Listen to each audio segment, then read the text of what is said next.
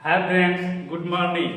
आज हम बात करने जा रहे हैं मूल अधिकार, मौलिक अधिकार के बारे में, फंडामेंटल राइट्स के बारे में, जो संविधान के भाग 3 में है। हम पिछले क्लास में संविधान भाग 1 और भाग 2 को डिस्कस कर चुके हैं। संविधान के भाग 1 में संघ एवं इसके राज्य क्षेत्र, जिसमें आर्टिकल 1 से लेकर 4 तक होता है, और नागरिकता, जो कि पिछले क्लास में डिस्कस कर चुके हैं, जो 5 से लेकर 11 तक होता है। तो आज के क्लास में हम मूल अधिकार, मौलिक अधिकार के बारे में जानेंगे। आर्टिकल 12 से 35 तक जानेंगे। एक बार रिवीजन कर लेते हैं। आर्टिकल 1 से लेकर 11 तक, 11 तक। तो आर्टिकल 1 में क्या है कि यूनियन होगा, यानी कि पहले क्या है, भाग 1 में क्या है, संघ एवं इसका राज्य क्षेत्र। तो उसमें आर्टिकल 1 में क्या है कि यूनियन होगा, संघ होगा, भारत एक संघ का देश है, ये आर्टिकल 1 में है।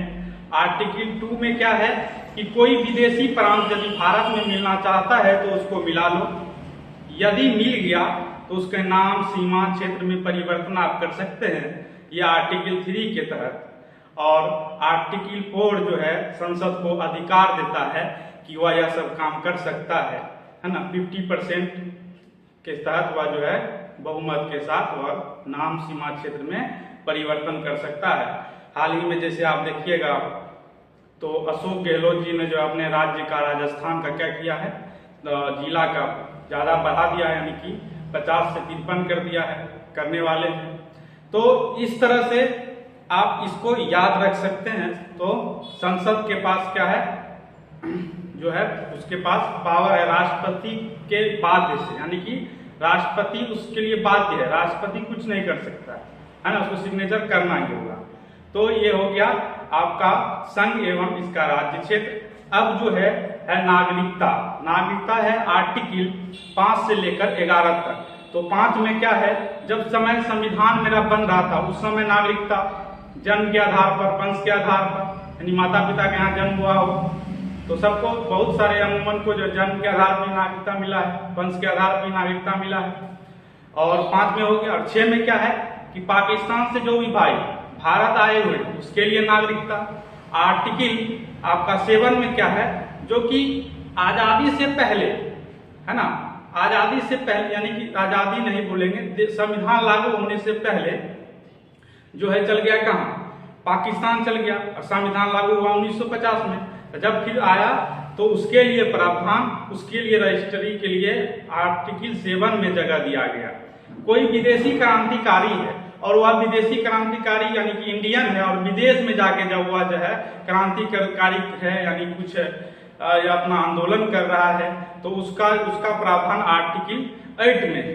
और आर्टिकल 8 में है, यानी कि कोई भारत का नागरिक विदेश में जाकर रह गया, विदेश में बस गया, उसको वहीं रहने का मन है, तो वह जो है उसके लिए प्रावधान जो है आर्टिकल 9 में उसका नागरिकता खत्म कर दिया जाएगा।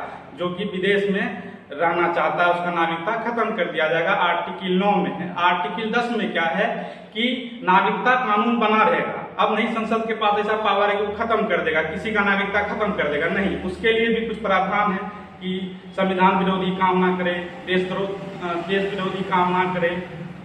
तो ये समय, और उसके बाद जो है लास्ट जो है 11 जो है वह है संसद ऐसा कानून बनाएगी जो नागरिकता कानून बनाएगी, वह आर्टिकल 11 में।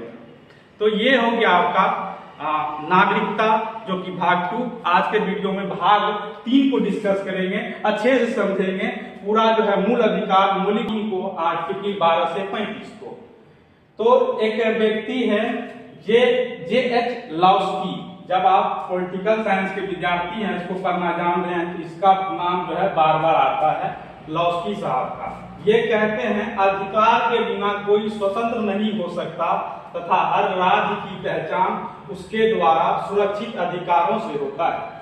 यानी आपके पास अधिकार नहीं है तो आप स्वतंत्र नहीं है। ऐसा मानिए कि आपका जीवन नहीं है ना, लगेगा जीना बेकार है, अधिकार नहीं तो जीना बेकार है। है ना। अधिकार क्या देता है? बोलने की आज़ादी, घूमने की आज़ादी, सभा संगठन करने की आज़ादी, कहीं जा सकते हैं, कहीं बच सकते हैं, कहीं कमा सकते हैं। लेकिन ये सब अधिकार आपके पास नहीं रहेगा तो आप क्या है, लगेगा कि नहीं स्वतंत्र नहीं है। तो जिसके पास जितना अधिकार है वह उतना स्वतंत्र है। हमके पास अधिकार है तो हम अपने आप को स्वतंत्र मानते हैं, यदि अधिकार नहीं रहेगा तो हम अपने आप को स्वतंत्र नहीं मानेंगे। तो यही होता है फंडामेंटल राइट। और इस अधिकार को ना तो कोई व्यक्ति आपसे छीन सकता है, ना कोई जो है आप गवर्नमेंट छीन सकती है। आगे बढ़ेंगे तो उसमें जो है राज्य के नीति नहीं सकता, तो उसमें जो है क्या है, तो सरकार के पास पावर होता है, सरकार जो चाहे वह कर सकती है। उसके तहत उसका एग्जाम्पल लेकर जब आगे पढ़ेंगे तो उसको पढ़ेंगे।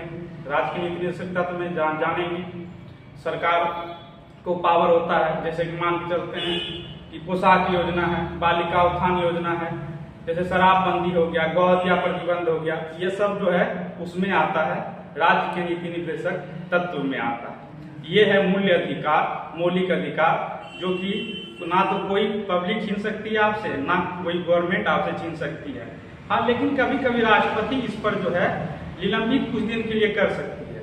जब कोई आपदा आ गया है ना, देश पे संकट होगा, मान के चलते हैं कि युद्ध हो रहा है, आप कहिए नहीं नहीं हमको यहाँ जाना है, यहाँ जाने की आज़ादी है आपको, है ना, चारों ओर घूमने की आज़ादी है, तो लेकिन उस समय आपको सरकार रोकेगी, आपका मूल अधिकार का तो हनन हुआ, तो उस समय रोक सकती है। राष्ट्रपति को अधिकार है कि रोक सकता है ना, तो निलंबित कुछ दिन के लिए कर सकता है। तो आप डिटेल में समझते हैं।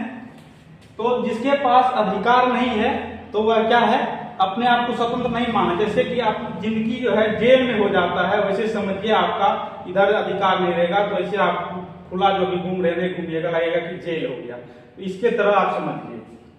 तो अधिकार के बिना कोई स्वतंत्र नहीं हो सकता, अधिकार के बिना कोई स्वतंत्र ही नहीं हो सकता, तथा हर राज्य की पहचान उसके द्वारा सुरक्षित अधिकारों से होता है।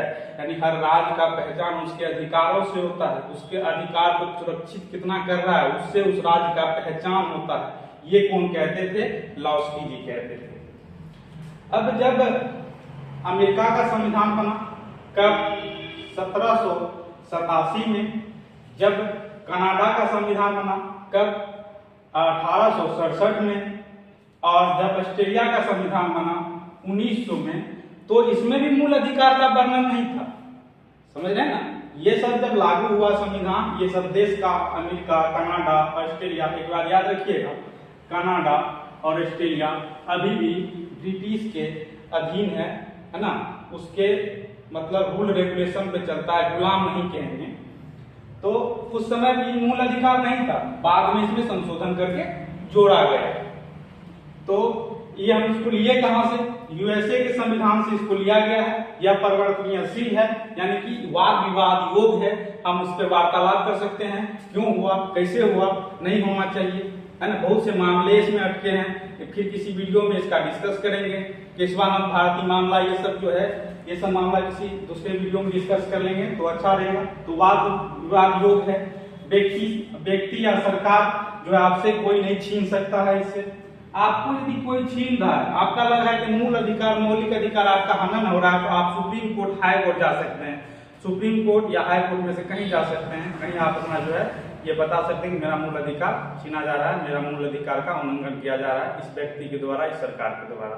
आपके पास ये राइट होता है, फंडामेंटल राइट हुआ, मौलिक अधिकार।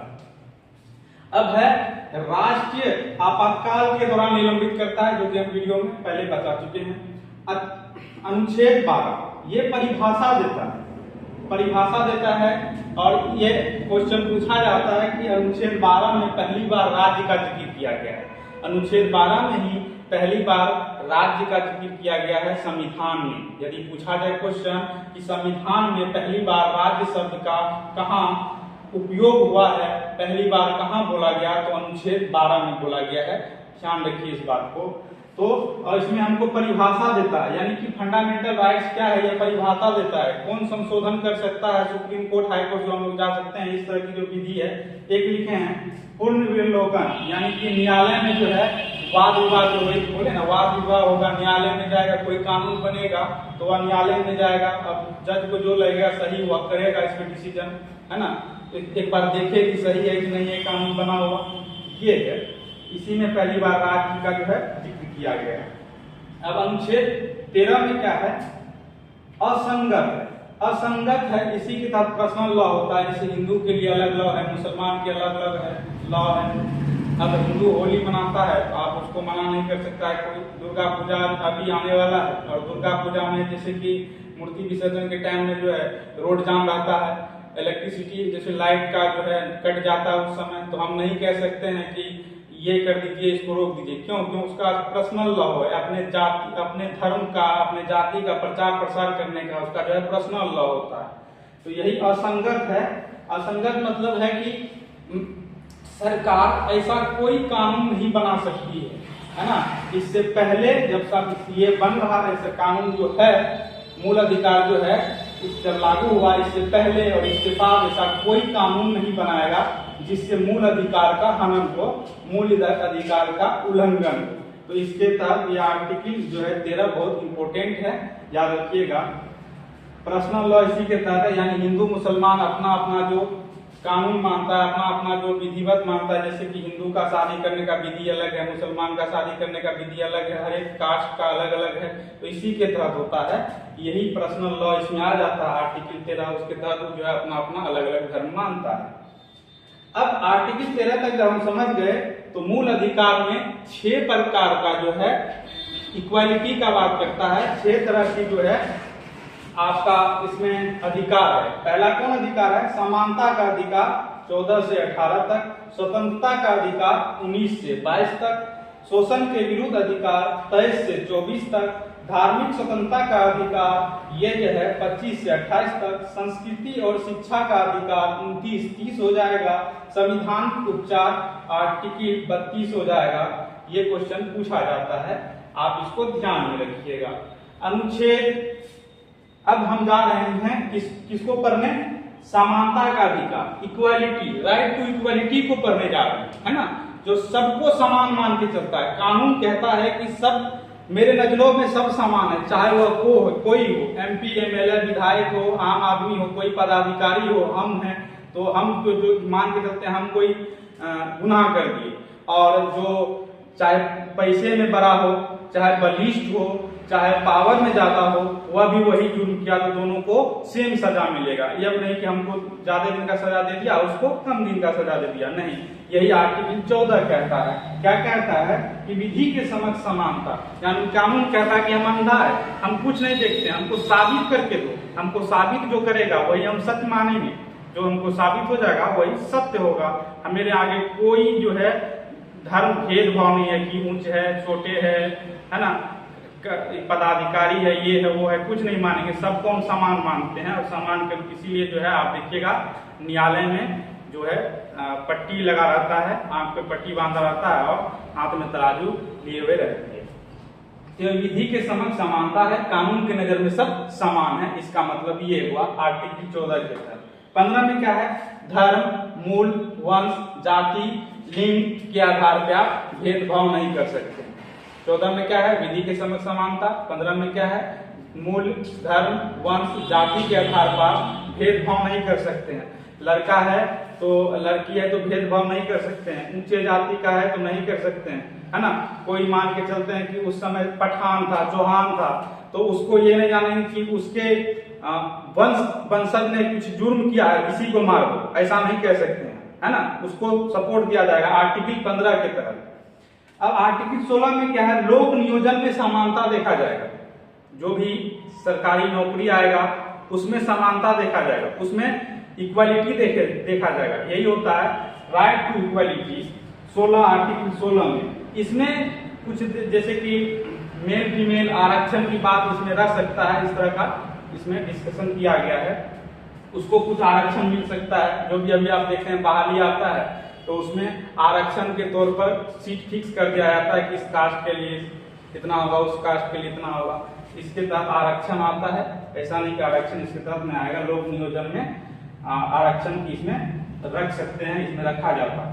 अब है 17। ये क्वेश्चन पूछा गया है इस बार के बीपीएससी एग्जाम आर्टिकल 17 को पूछा गया है इस बार के 2023 में बीपीएससी पीटी के एग्जाम में। ये क्वेश्चन है अपृष्ठता यानी छुआछूत, इसका अंत होगा।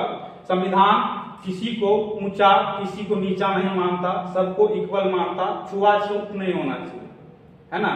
पहले अभी भी गांव सब में देखा जाता है, लेकिन शहरों में तो इस तरह की अभी नहीं देखा जाता है। छुआछूत ज्यादा होता था, कोई निम्न वर्ग के व्यक्ति है तो उसको नीचे में बैठना पड़ता था, है ना, उसको अपने यहाँ नहीं बुलाता था, उसको अपने घर में नहीं बुलाता था। तो इस कारण से इस आर्टिकल को रखा गया, आर्टिकल 17 को रखा गया, है ना। ये अस्पृश्यता का अंत करता है, छुआछूत को समाप्त करता है। आर्टिकल 17 में आप याद रखिएगा, इस बार क्वेश्चन पूछा है। अब जो है अनुच्छेद 18 में है उपाधियों का अंत। अब उपाधियों के अंत मान के चलते हैं कि किसी को कोई उपाधि मिला है, भारत रत्न मिला है, तो अब वो जो है अपने नाम के पीछे नहीं लगा सकता, हाँ नाम के आगे लगा सकता है। जैसे कि किसी को भारत रत्न मिला तो जो नाम है फलना भारत रत्न ये लिखा सकता है, लेकिन नाम से पहले नहीं लगा सकता है। लेकिन दो चीज में इसमें छूट है, जैसे शिक्षा में जो है वह कुछ जैसे प्रोफेसर हो गया, डॉक्टर हो गया, पीएचडी करने के बाद नाम के पीछे डॉक्टर लगता है, प्रोफेसर है तो प्रोफेसर लगा सकता है। तो ये सब जो है इसके तहत अंत कर दिया गया है। लेकिन शिक्षकों के लिए और सेना के लिए आजादी है कि वह जो है, तो इसलिए है क्योंकि वह जो है उसके रैंक को दिखाता है। तो रैंक का है, जैसे ब्रिगेडियर हो गया, तो ये सब जो क्या करता है, जनरल हो गया, ये सब क्या करता है, तो उसके पद को दिखाता है। और शिक्षा में क्या है कि वह जो है मेहनत करके वह जो है पढ़ लिख कर जो है उस इतना अर्जित कर लिया है, तो ये चीज बताता है कि यह इस पोस्ट पे है, तो उसमें लगा सकते हैं आप। तो ये है आपका उपाधियों का अंत। अब ये हो गया आपका मूल अधिकार। एक होता है मौलिक कर्तव्य, जो कि अनुच्छेद 51 के क में है, भाग 4 में है। उसको जो है ये है क्या है, ये परिवर्तनशील है, लेकिन वह परिवर्तनशील नहीं। ठीक, आज के वीडियो में हम कोशिश किए मूल अधिकार, मौलिक अधिकार को समझाने का। आपको यह वीडियो कैसा लगा आप कमेंट बॉक्स में जरूर बताइएगा। तब मिलते हैं अगले वीडियो में, तब तक के लिए धन्यवाद, जय हिंद।